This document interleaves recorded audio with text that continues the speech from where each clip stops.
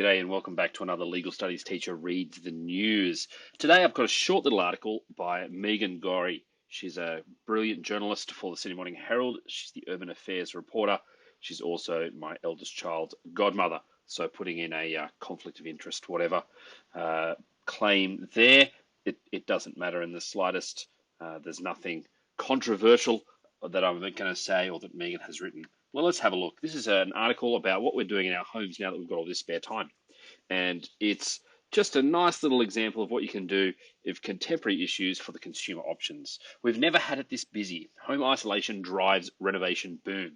Builder Paul Rice is accustomed to constructing new houses and restoring old ones. But while some of his bigger projects have dried up due to the coronavirus crisis, demand for small jobs and maintenance, such as repairing dodgy door hinges from homeowners in isolation, has gone through the roof. Classic little pun there from Megan, taught her well. I've had a lot of people coming to me wanting to fix all the stuff that's been broken in their house for years, said Mr. Wright, the director of PGR projects. That's him there. There's a lot of home grooming going on. If there's a wall that needs painting and you stare at it long enough, you'll paint it. Sydney residents are using extra time spent in their house or apartment to spruce up the garden, fix a crooked door, paint the walls, builders and hardware store workers say.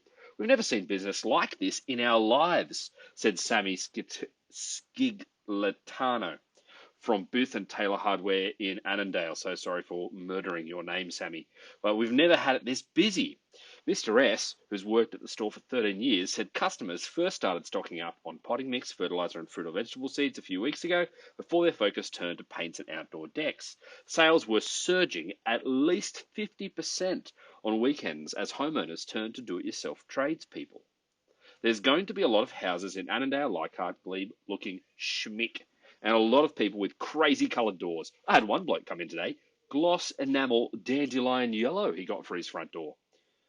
People are bored, Mr. S said. Very, very bored.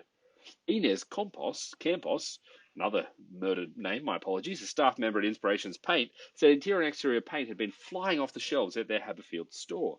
A lot of people are redoing their exteriors, and there's a lot of DIY, and people have kids at home, so they're getting the kids to help. She said fewer time pressures meant customers had a bit more time to fuss over the different tones of white.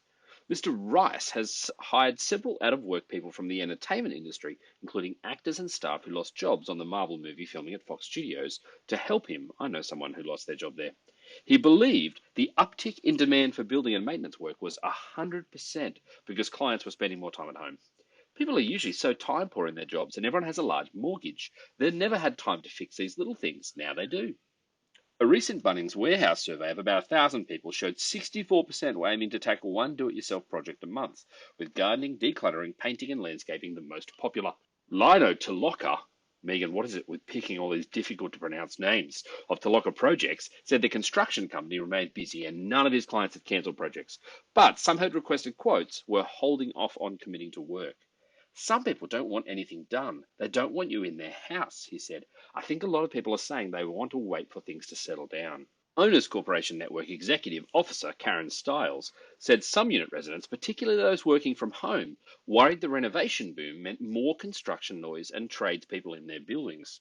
Ms. Stiles said one example of conflict over apartment renovations was contained in a letter from a worried resident whose neighbour was renovating the kitchen, bathroom and tiled floor for the next month.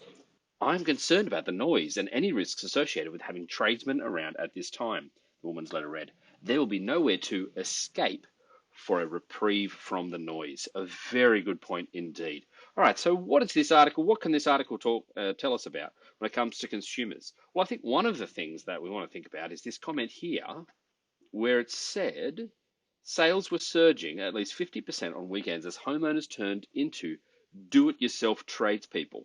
So it's going to become this question of occupational licensing for me, thinking through this concept of, well, what's going to happen if people either do work that should be done by a licensed professional, and what's going to happen if there's problems with that? We're going to have people selling homes that have been do-it-yourselfers and issues because during the great do-it-yourself boom of 2020, all these people have fixed up their homes in dodgy ways.